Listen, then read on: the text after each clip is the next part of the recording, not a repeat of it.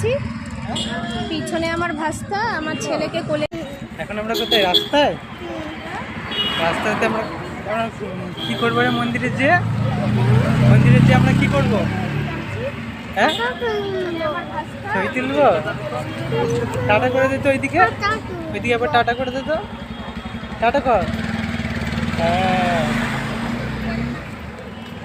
বন্ধুরা, পুজো দেবো তো, মোমবাতি ধূপকাঠি এগুলি কিনে নিয়ে যাচ্ছি দোকান থেকে। এটা কত? সিঁদুর 5 টাকা।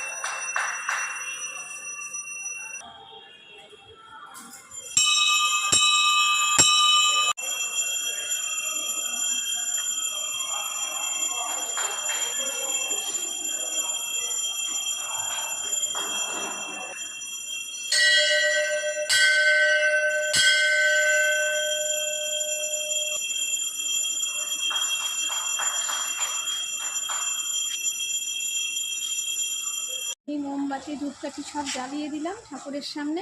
এখন চলে যাচ্ছি বাড়ির উদ্দেশ্যে। আজকে একটা স্পেশাল দিন আমাদের, মানে আজকে আমাদের অ্যানিভার্সারি, এই কারণে মন্দিরে এসেছিলাম।